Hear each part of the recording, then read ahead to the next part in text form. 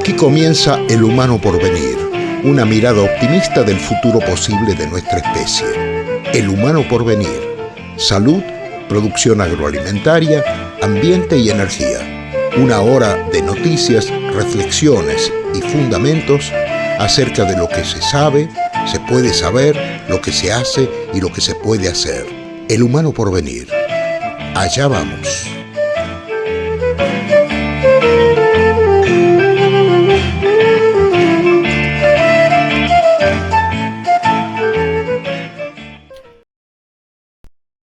Hola de nuevo. Gracias por estar ahí. Acá arrancamos con el 6º episodio de esta modesta aventura por los territorios del conocimiento, por los senderos por donde avanzan las ciencias y las tecnologías derivadas para mejorar nuestras posibilidades de supervivencia y también las de un mejor pasar por esta vida sobre la Tierra. Un viaje hacia adentro, una incursión en el micromundo de la naturaleza de los organismos vivos y de los procesos que ocurren bajo el sol que a todos nos alumbra. Y precisamente por eso, sin perder de vista los mandatos macroscópicos de la naturaleza, en este caso, los que con toda justicia científica podríamos llamar las verdaderas fuerzas del cielo. Hoy comenzaremos a internarnos en lo que se sabe acerca de los virus, las bacterias y los hongos buenos, aquellos con los que conviven las plantas y nosotros mismos y hacen posible nuestra existencia. Pero hoy también volveremos la mirada hacia afuera, en este caso para comenzar a entender el rol y la dinámica propia de las radiaciones solares, rectoras fundamentales de la vida en el planeta.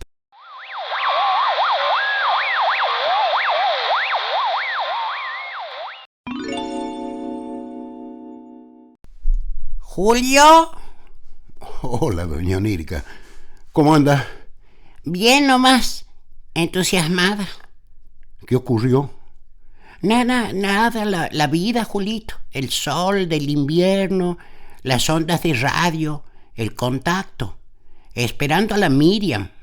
Y lo demás que tienes preparado, ¿qué es? Bueno, arranquemos, con Miriam primero. Y con Miriam y los microbios buenos, ¿que no? Ahí la tenemos. Miriam, ¿estás ahí ya, que no?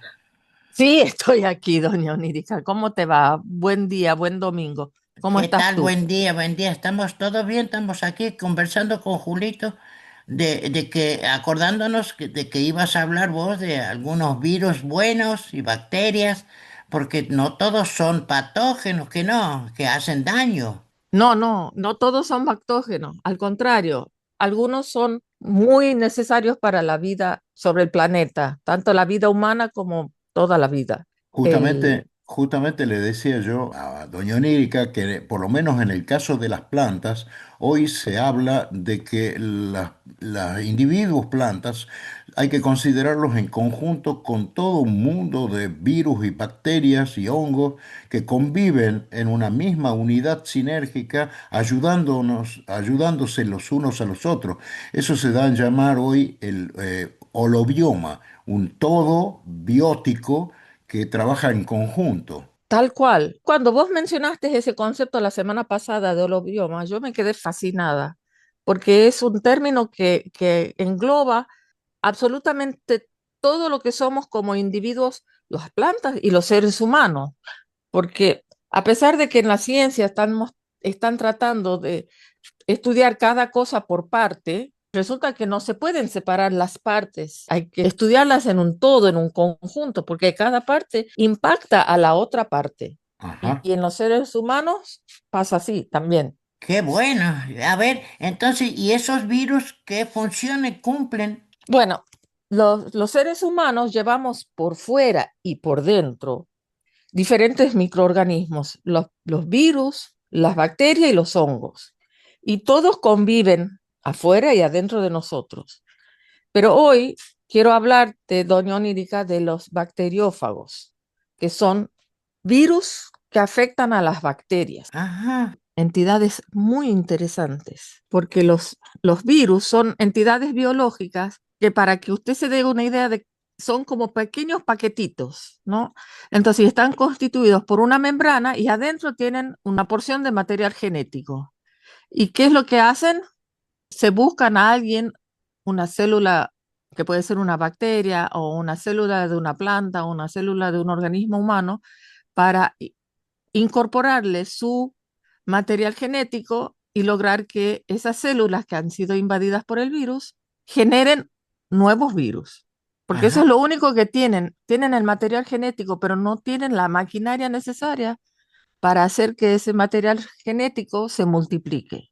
Entonces, Entonces, los bacteriófagos son los virus que afectan solo a las bacterias.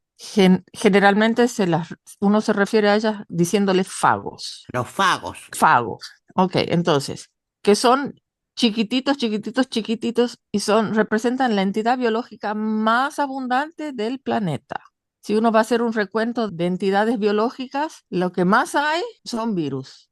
Entonces, los fagos fueron descubiertos en 1915, hace más de 100 años, y se empezaron a utilizar, se veían que afectaban a las bacterias y las empezaron a usar como bactericidas, o sea, porque vieron que muchos tipos de fagos afectan a las bacterias y las matan. Y en ese momento de la historia no había antibióticos, entonces estamos hablando hace más de 100 años. El asunto es de que usaban los fagos como antibióticos para curar diferentes enfermedades infecciosas y con mucho éxito.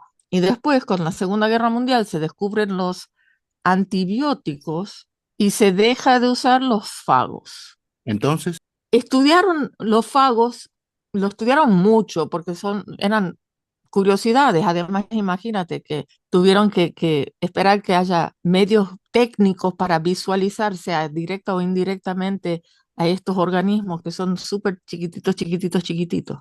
El asunto es de que, estudiando a estos fagos, delucidaron la existencia del material genético, y eso colaboró después con la descripción del ADN y ARN que forma todo el material genético de todos los organismos vivos que se multiplican.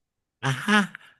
Ahora, los fagos se encuentran en todas partes. Los vamos a encontrar en el suelo, los vamos a encontrar en el agua, los vamos a encontrar en los organismos vivos, y en los organismos vivos los vamos a encontrar por fuera y por dentro. Por ejemplo, en el ser humano se han encontrado en la piel, pero también se ha encontrado dentro de la tripa, se ha encontrado en la sangre, se han encontrado en el cerebro, se han encontrado en los diferentes lugares del organismo, aunque no necesariamente uno haya encontrado bacterias en todos esos sitios, pero sí se encuentran fagos. Entonces, ¿qué es lo que tienen de bueno los fagos? En la naturaleza afectan a las bacterias y facilitan el intercambio de material genético. Entonces, porque ellos ponen su material genético, la bacteria lo replica y después ese material genético se corta y se vuelve a formar el virus. Pero cuando ese material genético se corta para volverlo a empaquetar, no siempre es muy preciso el corte y se van llevando o dejando pedacitos del genoma de la bacteria o del virus. Y por eso eso, facilita. perdón, Ujú. por eso es que nosotros tenemos también genes de virus dentro de nuestro propio ADN. Sí, claro, es por eso. Entonces, eso facilita que se produzcan mutaciones y cambios que pueden eventualmente expresarse biológicamente. Eso facilita el desarrollo de mutaciones y cambios en el organismo que recibe ese material genético. Incluido Entonces, nosotros, incluido nosotros. incluido nosotros. Entonces, para cada tipo de bacteria hay fagos diferentes. Cada fago es específico para cada bacteria. Y los bacteriófagos son solo virus de las bacterias, no son virus de los seres humanos. Entonces, ¿qué es lo que, qué es lo que nos interesa a nosotros desde el punto de vista de la medicina? Para darte un pequeño vistazo, porque no se ha terminado de lucubrar todo lo que nosotros nos beneficiamos de los fagos. Los fagos nos dan la resistencia o la sensibilidad a los diferentes antibióticos que usamos cuando estamos enfermos con alguna infección bacteriana. La virulencia de la bacteria está determinada por la presencia de un material genético transmitido por un fago. Y la sensibilidad de una bacteria a un antibiótico está también determinada ya sea por la ausencia de un material genético de virulencia o por un material genético que vuelve a la bacteria sensible a ese antibiótico. Ajá. También se están creando fagos, estos se crean en el laboratorio, no en la naturaleza, que puedan llevar, en vez de que el paquetito sea un material genético, se le pone un paquetito que puede ser un tratamiento para cáncer adentro del fago y que el fago tenga afinidad por células de cáncer. O sea, No solamente entonces con las bacterias, sino pero estos se los usa también para combatir el cáncer. Eso es lo que se está estudiando en este momento, pero hay que hacer la salvedad que esos fagos son producidos en los laboratorios, no surgen naturalmente en el medio ambiente. Es decir, a ver si puedo resumir yo. Los fagos tienen esa propiedad para colonizar el genoma de las bacterias, las hacen a veces más sensibles o menos sensibles a los antibióticos, producen mutaciones en la genética de las bacterias y si uno los replica en laboratorio con esas propiedades, también se pueden usar para mejorar el comportamiento de células humanas. Sí, exactamente, tú lo has Mira dicho. vos, qué fantástico. Los laboratorios son, ay Dios, qué fábricas son, que no. Sí, aquellos casos que se están usando actualmente, aunque en casos muy específicos, de pacientes que tienen infecciones bacterianas que son multiresistentes, o sea que no hay con qué darle en forma de antibióticos. Entonces, encuentran los fagos que son específicos para esas bacterias y les hacen tratamiento con los fagos en vez de con antibióticos. Y estas personas se curan. En cuestión de horas mejora el cuadro clínico estrepitosamente. Mirá vos. Entonces, sí, los fagos no solo se usan en la medicina, sino que también se usan en las diferentes industrias. En la industria alimentaria o en la agricultura también se pueden usar para disminuir el uso de pesticidas, porque impactan a la resistencia de las bacterias, de las plantas, para que no sean dañinas.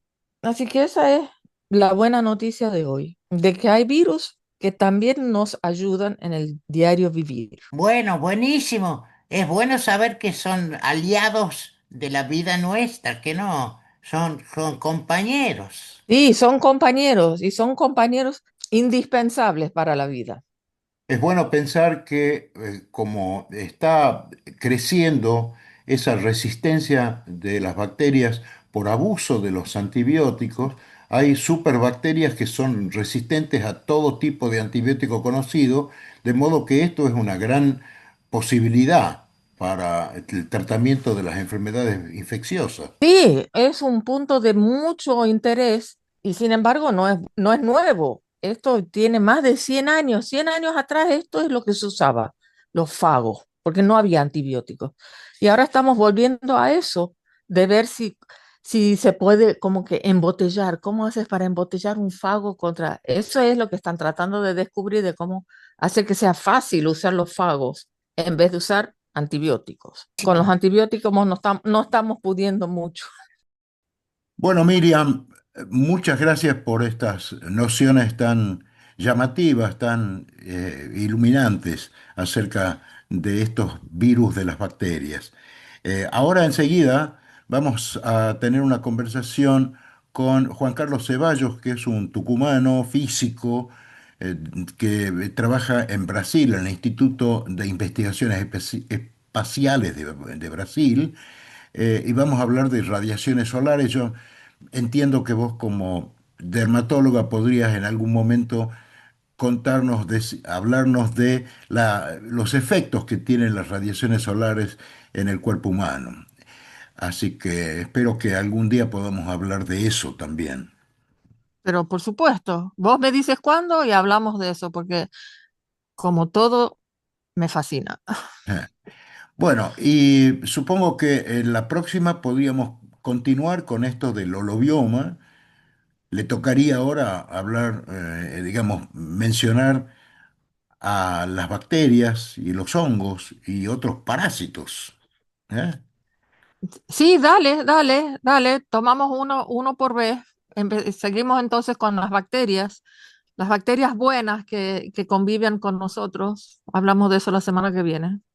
¿Qué te Las parece? bacterias buenas, bueno, que viven con nosotros, mira vos, son, son también amigas nuestras, que no. Que sí, claro que sí, las necesitamos. Sin ellas nos morimos. Bueno, será entonces hasta el próximo programa, hasta la próxima semana. ¿Eh? Hasta la próxima semana. Me parece muy bien. Bueno, que estés bien, Miriam. Gracias Igual por ahí este ustedes. contacto. ¿Eh? Ok, muy bien. Bueno, Hasta la próxima.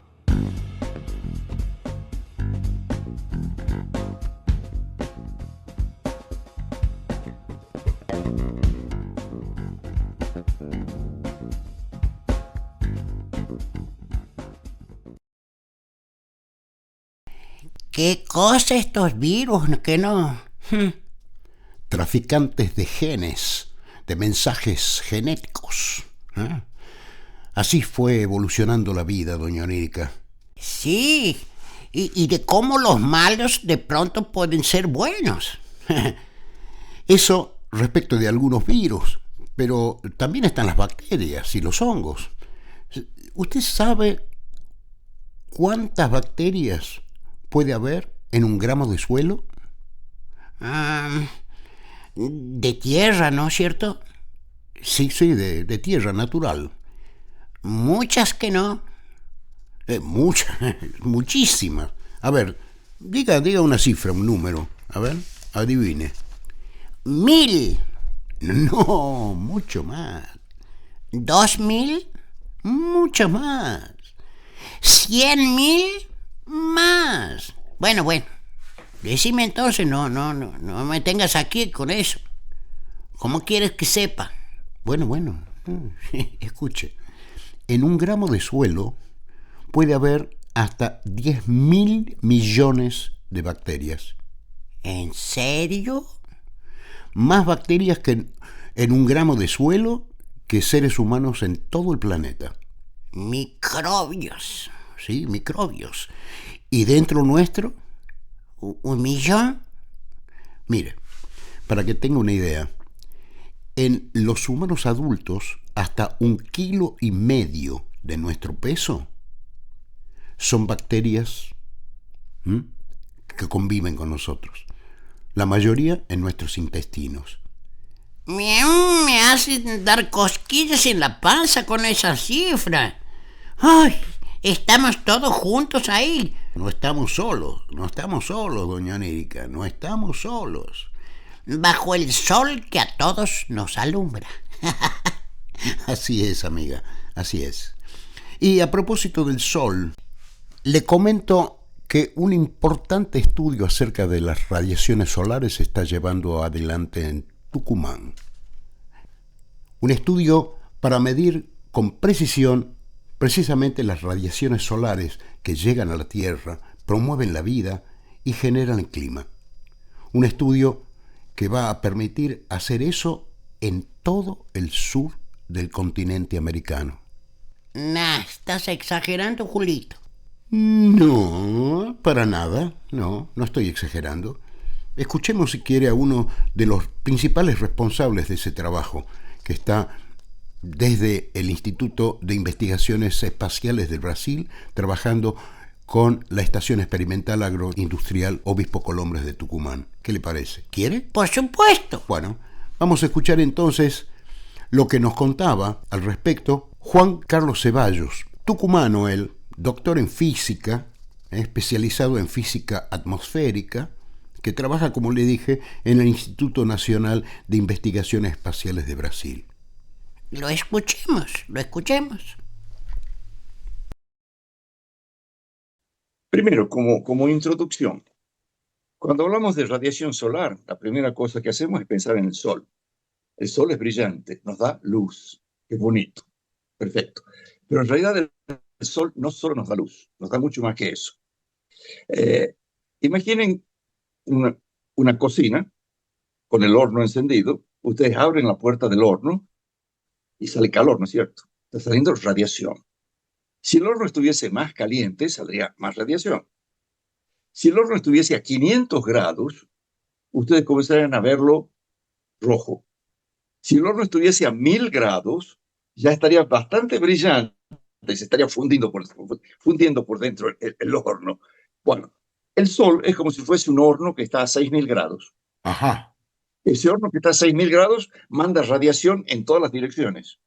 Entonces, entre las radiaciones que mandan, digamos, está radiación ultravioleta, radiación visible, que es la que nosotros vemos con los ojos, pero también manda radiación infrarroja, Ajá. y esa la sentimos en la piel que quema. Ujú. Eh, entonces, ¿qué es lo que ocurre? Estamos en la Tierra, el Sol está a 150 millones de kilómetros, es un horno enorme que tiene más de un millón de kilómetros de diámetro, está a 6000 grados y está mandando radiación. Y nosotros, pobrecitos, aquí, con apenas 13.000 kilómetros de diámetro, estamos recibiendo radiación del Sol. Ocurre que esa radiación del Sol es la que es fundamental para que exista vida en la Tierra. Ajá. Eh, digamos que yo definiría a los seres humanos como ser una pequeña capa de jamón dentro de un sándwich. Y ese sándwich es la atmósfera que está por encima y el suelo que está por debajo. Y nosotros somos el jamón. Y estamos recibiendo el resultado de la radiación estar actuando en conjunto con la atmósfera. Entonces, ¿qué es lo que ocurre? La radiación que llega del Sol se va a encontrar con la atmósfera primero.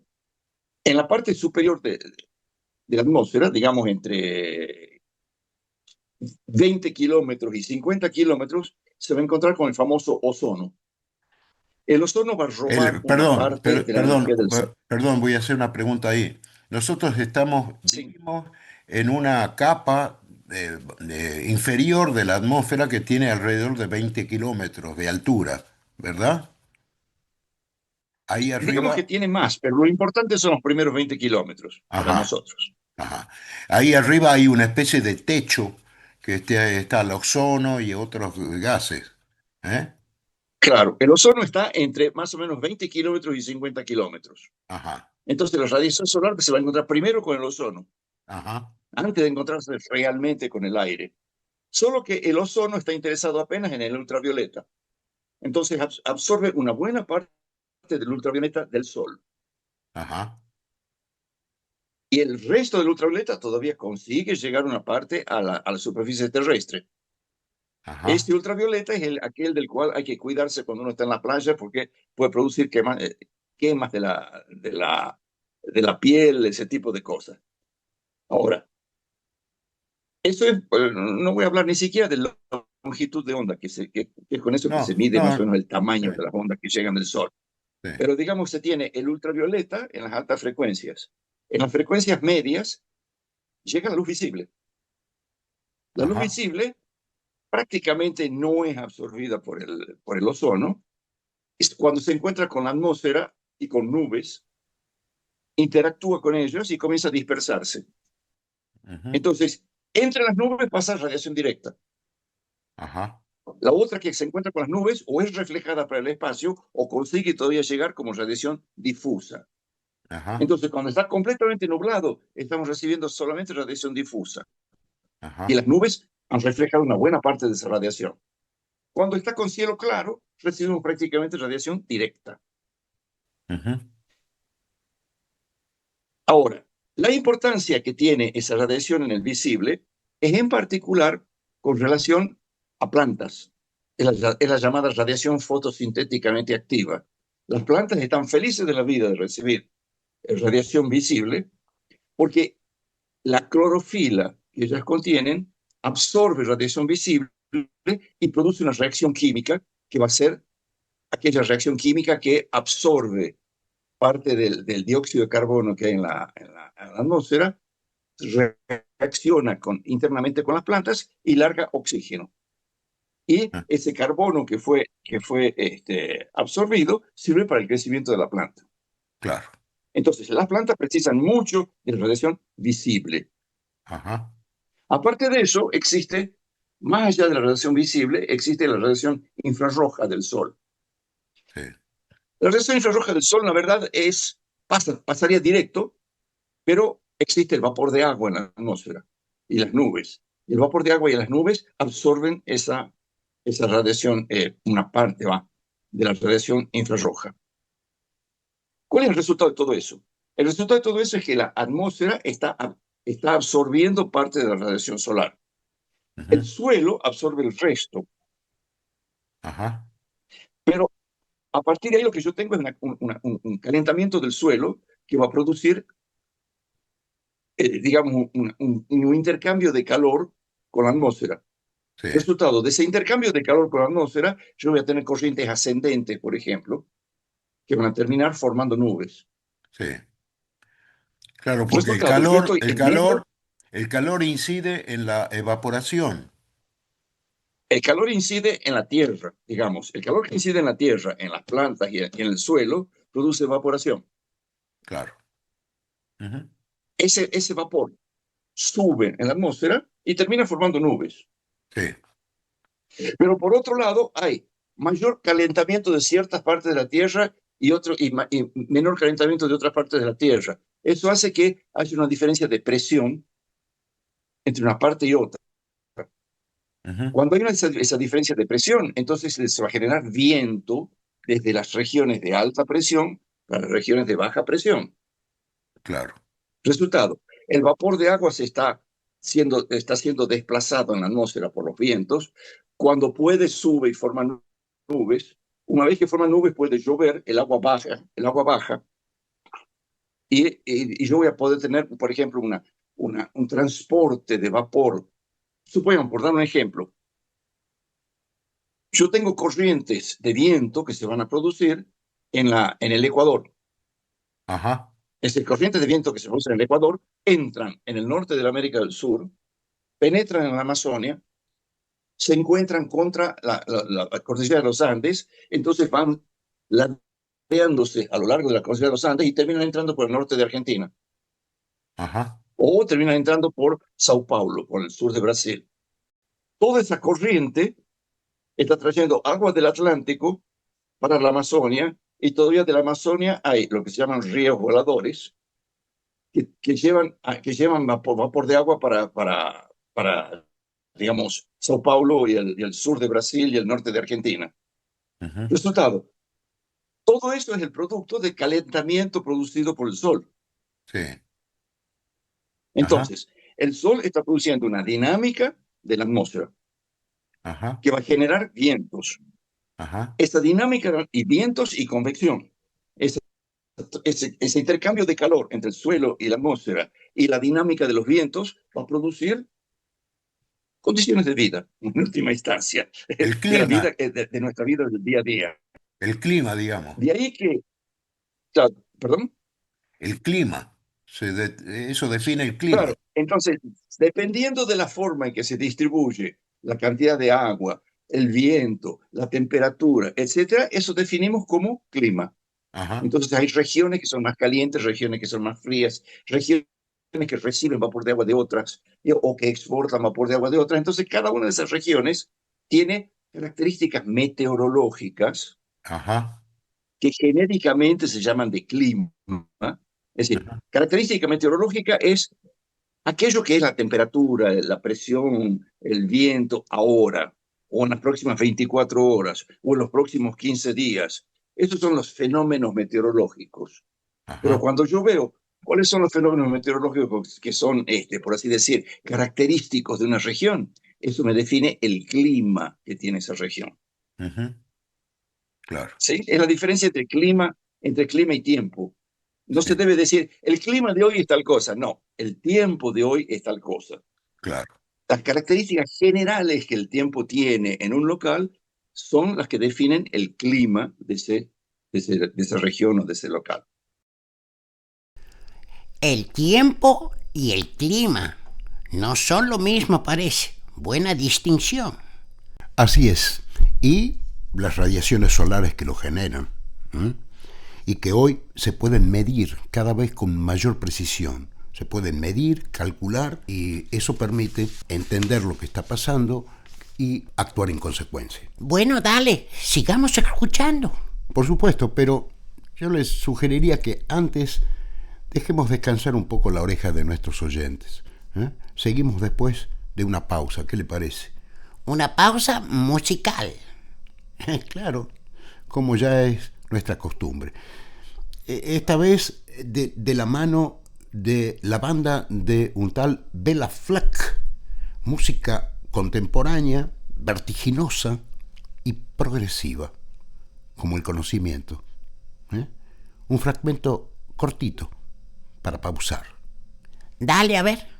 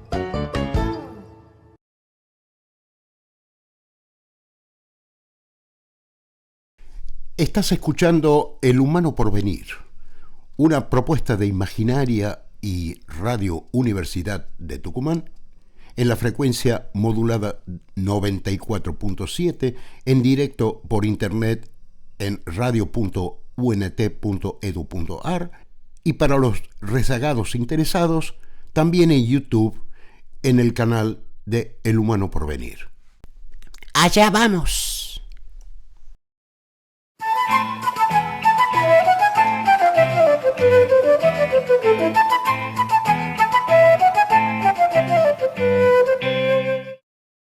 Las radiaciones solares, doña Onírica, fuente esencial de la vida, que en interacción con los fenómenos atmosféricos que ellas mismas contribuyen a generar, la temperatura, la humedad, las nubes, la capa de ozono en la tapa de la atmósfera terrestre, los vientos, determinan las condiciones del clima. Una dinámica insustituible para la vida que hoy se puede medir, insisto, con cada vez mayor precisión. ¿Hay más Ceballos? Sí, claro. Escuchemos. Nosotros estamos dentro de toda esa dinámica. Somos objeto o beneficiados o víctimas de toda esa dinámica. Ajá. Y dentro de toda esa dinámica lo que hacemos es vivir y producir. Producimos agricultura, intentamos aprovechar la energía que viene del sol para producir electricidad, cosas de ese tipo. Y en función de eso es que es muy importante saber cuánta radiación llega del sol a una región, que va a depender de si esa región tiene la atmósfera muy poluida o muy clara, va a depender si esa región tiene muchas nubes o no, y del régimen con que se forman las nubes. Entonces, dependiendo de todos esos aspectos, es que yo voy a tener una cantidad de radiación solar disponible en la superficie. Esa cantidad de radiación solar disponible es usada, por ejemplo, para las plantas, para evaporación, para formación de más, digamos, de más tejido de las propias plantas, etcétera. Y de ahí que si yo quiero prever cuál va a ser la productividad agrícola, por ejemplo, que una región va a tener, la cantidad de radiación solar que llega es importante, Claro. porque ella es uno de los personajes principales en el balance que existe de cuánto se pierde y cuánto se gana de energía para producir las plantas. O la radiación que llega a la superficie es importante para saber si yo puedo utilizar, o mejor, si va a ser un buen negocio instalar, por ejemplo, células fotovoltaicas para producir electricidad. Sí, claro. Cuanto más sol tenga una región, cuanto más clara y menos nubes tenga, va a ser mejor para yo colocar ahí una usina fotovoltaica, por ejemplo. Entonces, a partir de ahí es importante que haya gente en nuestra sociedad que esté haciendo estudios de cuánta radiación solar es disponible. Solo que esto tiene un problema. Primero, instrumentos son caros. Ajá. Yo no puedo poner un instrumento a cada 100 metros o un instrumento a cada kilómetro. Usualmente los instrumentos están en estaciones meteorológicas y están a 100, 200, 300 kilómetros entre ellos. Resultado, yo no tengo mucha densidad de datos meteorológicos que me digan cuánta radiación está llegando. Segundo, hay regiones que son inaccesibles. En medio Claro, de la Amazonia, yo no puedo estar colocando un instrumento a cada 10 kilómetros. claro. O en las zonas montañosas, tipo los Andes, tampoco puedo hacerlo. Claro. Aparte de eso, los instrumentos que se colocan son caros y precisan de manutención. Ajá. En ese sentido, ha habido un tremendo esfuerzo en América del Sur para montar redes automáticas de mediciones meteorológicas. En Ajá. este momento, por ejemplo, el Brasil tiene montado una red de 500 estaciones que dependen del servicio meteorológico brasileño. Argentina ha sido mucho más irregular en eso. Ya tuvo una red con bastantes estaciones, que después fue descuidada, murió la red, ahora está habiendo están siendo colocados nuevos instrumentos, pero digamos que Argentina debe tener entre 20 y 30 puntos, no más que eso, de medición sistemática de radiación solar. Ajá. Pero hay también instituciones que están montando sus propias redes. Por ejemplo, el INTA tiene una red de por lo menos 30 o 40 estaciones en Argentina, que lógicamente los datos son usados para razones agrícolas, digamos. Ya. Existe no voy a hablar del Servicio Meteorológico Nacional porque en realidad tiene pocas estaciones, pero hay en particular un caso que es el de la Estación Experimental Agrícola de Tucumán, que tiene la increíble cantidad de más de 30 estaciones en un tamaño tan pequeño como la provincia de Tucumán. Y son estaciones automáticas. Entonces es una Beneficioso cosa para muy medir. interesante la que está siendo hecha en Tucumán. Ahora, en ese contexto, uno diría, bueno, está bien, Tucumán ya tiene suficiente número de estaciones. Ocurre que de cualquier manera no es suficiente tener estaciones hoy en día. Primero, cuanto mejor sea la densidad de datos que yo tenga, mejor. Segundo, Tucumán tiene lugares que son perfectamente accesibles como la llanura y otros que no son tan accesibles como la zona con vegetación, digamos, En el, junto a los pede- montes, junto a las en el montañas, y pedemonte. tampoco después cuando yo tengo 5.000 metros de altura en el clavillo. Ajá. Resultado, inclusive aunque tenga 30 estaciones, la estación experimental agrícola no cubre con una enorme densidad de datos la provincia de Tucumán. Segundo, los instrumentos precisan ser calibrados, porque ellos se van perdiendo calidad digamos, en la detección de radiación con el tiempo. Y no es tan fácil estar calibrando. Yo puedo calibrar un instrumento, eso me va a llevar algunos meses. ¿Cómo se calibra un instrumento? Por comparación con otro. ¿Eh? Entonces, por ejemplo, en el caso de la Estación Experimental Agrícola, tiene un instrumento de buena calidad, que es el de referencia, y otros instrumentos que son los instrumentos padronizados, que se usan en las estaciones meteorológicas. De tanto en tanto sería bueno comparar esos piranómetros con el piranómetro de referencia.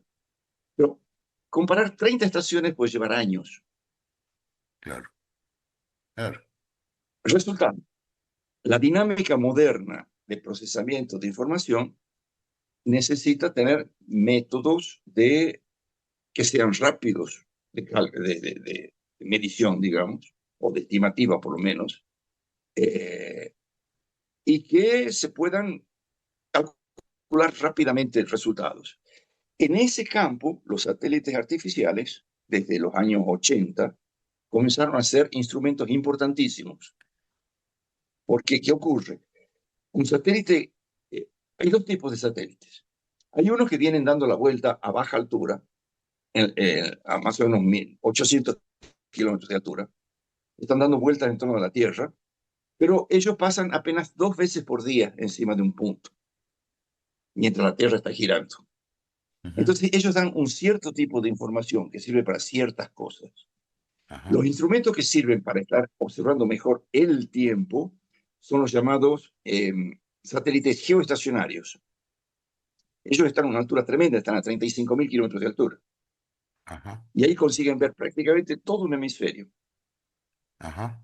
Actualmente con una, digamos, con una precisión geográfica de 500 metros. ¿De qué? No se entendió. ¿De cuánto? 500 metros. Ah, ajá. Entre 500 metros y 1 kilómetro. Ese es un punto, digamos, que consigue ver un satélite que está a 35.000 kilómetros de altura. Y los datos que están produciendo son a cada 10 minutos. Ajá. Entonces, imagina la cantidad de información que está pegando ese instrumento. Ese satélite está pegando, está agarrando un dato, captando un dato a cada 500 metros o a cada kilómetro, a cada 10 minutos. Ajá. Y todo eso en 16 canales, dependiendo de si quiero ver ultravioleta, si quiero ver visible, si quiero ver Ajá. cosas. Y todo eso en un hemisferio. Ah, qué grande. Es una cantidad impresionante de información. Resultado, preciso tener computadores que sean capaces de absorber toda esa información y procesarla rápidamente. Pero al mismo tiempo yo voy a poder estar monitoreando a cada 10 minutos la superficie terrestre. Ajá. Wow. En nuestro caso, voy a hablar solo del caso de mi grupo de investigación en el Instituto Nacional de Investigaciones Espaciales en Brasil. Nosotros trabajamos, entre otras cosas, en evaluar radiación solar por satélite. Ahora, entonces, lo que ustedes están haciendo con la Estación Experimental Agroindustrial Obispo Colombres es una calibración recíproca. Es decir, es controlar Exacto, digamos. Sí, sí, controlar las estaciones meteorológicas automáticas que están en la superficie terrestre en cantidad suficiente para cubrir un territorio significativo, y ustedes con el satélite van calibrando el satélite y esas estaciones meteorológicas. exacto. O sea que son tres cosas en realidad. Nosotros tenemos un modelo de radiación solar. Sí, Ese modelo digamos, calcula cuánta radiación solar puede llegar basado en las imágenes de satélite. sí, ¿Será que está bien calculado? Para eso es bueno comparar con datos de superficie. Tucumán está perfecto para comparar porque tiene 30 estaciones. sí. Ajá, Entonces, por un lado sirve para que los datos de las estaciones de Tucumán permitan discutir si nuestro modelo está acompañando bien la radiación solar. Eso por un lado. Por otro lado, la comparación de nuestro modelo con el piranómetro de buenísima calidad que tienen en el Colmenar, en la Estación Experimental Agrícola, permite que yo pueda calibrar mi instrumento, digamos, mi modelo, y estar seguro de que realmente estoy calculando bien la radiación solar. Si ajá, estoy seguro de eso, entonces ahora yo puedo calibrar las propias estaciones de la red. claro. Y Perfecto. queda una tercera cosa. Ahora que estoy seguro de que estoy calculando bien la radiación solar, yo puedo extender el área Ajá. de estimativa. Y yo puedo te decir cuánto es que está recibiendo Tucumán de radiación solar a cada 10 kilómetros o cada 5 kilómetros. Y si yo hago eso para Tucumán, puedo decirlo también para el nordeste, para el noroeste. Y puedo decirlo para el noroeste, entonces puedo decirlo para todo el norte grande argentino. Resultado, lo que estamos haciendo con la Estación Experimental Agrícola está sirviendo como un laboratorio, en última instancia, para nosotros poder utilizar ese modelo para hablar de la radiación solar que tengo en todo el norte grande argentino, con una definición espacial de entre 5 y 10 kilómetros. Bueno, querido amigo, te agradezco muchísimo tu tiempo, tus conocimientos y tu buena voluntad. Y estamos en contacto hasta cualquier momento. Y yo te felicito por el esfuerzo que estás haciendo de difundir conocimiento. Las cosas que se pueden hacer en nuestros países, que no son simplemente copiar cosas de otros países. Justamente lo que más me importa con esta propuesta es demostrar o mostrar y explicar todo lo que sí se puede hacer en la perspectiva de nuestro humano porvenir. Muchas gracias y será hasta cualquier momento, Juan Carlos. Perfecto. Chao, chao, Julio. Chao, querido. Chao. Bueno, doña Onírica, estamos llegando al final de nuestro 6º episodio de El Humano Porvenir. Antes de despedirnos, sin embargo, y a propósito de los microbios buenos, le propongo que nos asomemos por un instante a lo que se está haciendo con ellos, en agricultura en particular. A propósito de una de las líneas de desarrollo práctico de estos descubrimientos, escuchemos una conversación que tuvimos, un fragmento de una conversación que tuvimos con María Núñez, biotecnóloga, miembro de un equipo de biotecnólogos que están trabajando en el desarrollo de biofertilizantes en la Estación Experimental Agroindustrial Obispo Colombres. Yo soy licenciada en biotecnología. Dentro del equipo está Leandro Hidalgo, que también es licenciado en biotecnología, que se encarga de la parte de extractos vegetales. Está Lucrecia Ludueña, que también es licenciada en biotecnología, que ya mide parámetros biológicos del suelo. Y tenemos un chico que hace soporte, que también es estudiante de biotecnología, Emiliano Sánchez Marol. Todos nosotros estamos coordinados por Laura Tórtora, que también es licenciada en biotecnología, doctora en ciencias biológicas. Y bueno, en particular yo me encargo de la parte de biológico, en lo que sería investigación y servicio a empresas. Bueno, contar antes que nada, como para empezar con el tema biológico, ¿qué es un biofertilizante? Un biofertilizante son productos biológicos que están formados por uno o más microorganismos benéficos vivos que se encuentran en un soporte y de esta manera promueven directa o indirectamente el crecimiento de las plantas. O sea, por supuesto, relativo a un control sin inoculación. Estos microorganismos se pueden encontrar diferentes géneros, los más conocidos, Bacillus, Pseudomonas, Azospirillum, Gluconacetobacter, y hay muchos géneros que están surgiendo en el mercado, y bueno, seguramente con los años vamos a encontrar muchos más. Estos microorganismos tienen diferentes mecanismos, como yo decía, que lo hacen de manera directa o indirecta, como la fijación biológica de nitrógeno, la producción de fitohormona, solubilización de fósforo, producción de sideróforo que secuestran el hierro,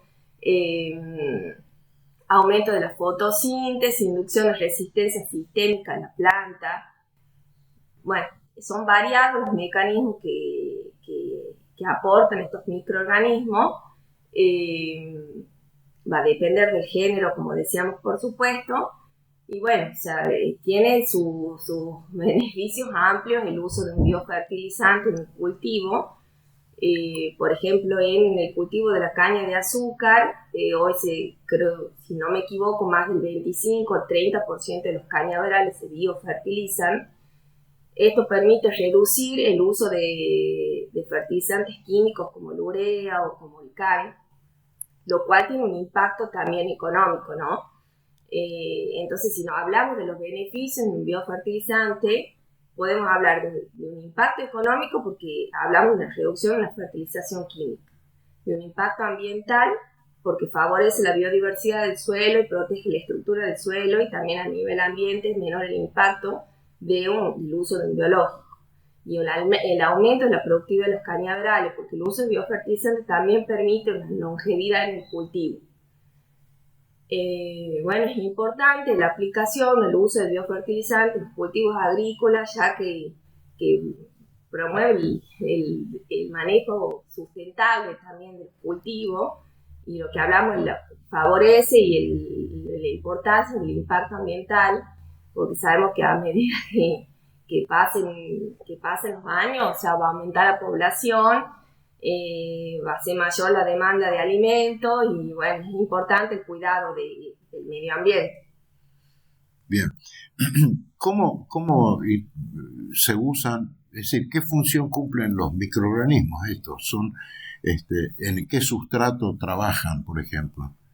Y estos microorganismos pueden ser, dentro de lo que tenemos de los biofertilizantes, microorganismos que son rizoféricos. ¿Qué son? Rizoféricos, que se asocian a las raíces de las plantas y funcionan en este mecanismo promoviendo el crecimiento, o hay microorganismos que son endófitos.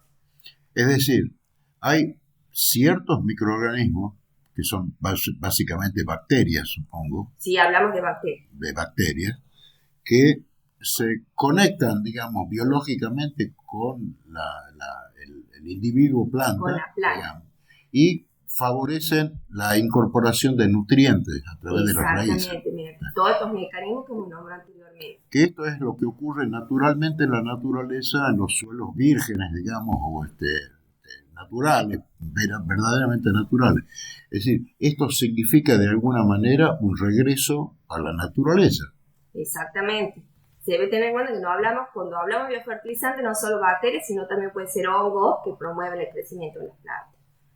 Lo que sí se debe tener en cuenta a la hora de hablar de biofertilizantes es que no se separa el sistema de un microorganismo benéfico con la planta, sino es todo un sistema conjunto.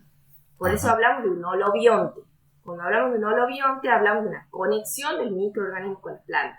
Porque hay que tener en cuenta que también, así como los seres humanos, o sea, nosotros de nuestro sistema digestivo, de nuestra piel, hay microorganismos que favorecen a la salud del ser humano. Bueno, lo mismo ocurre con las plantas y los biofertilizantes.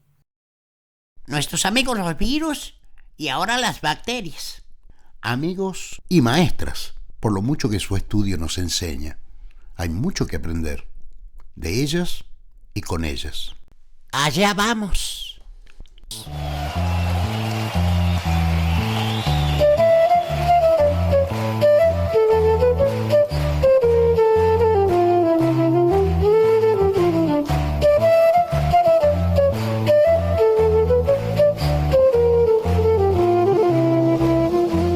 Ahora sí, final.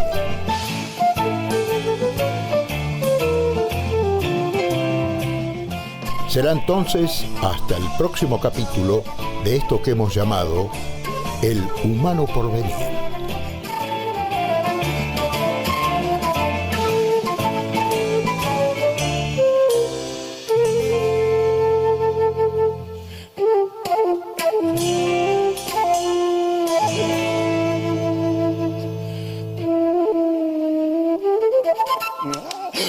Allá vamos.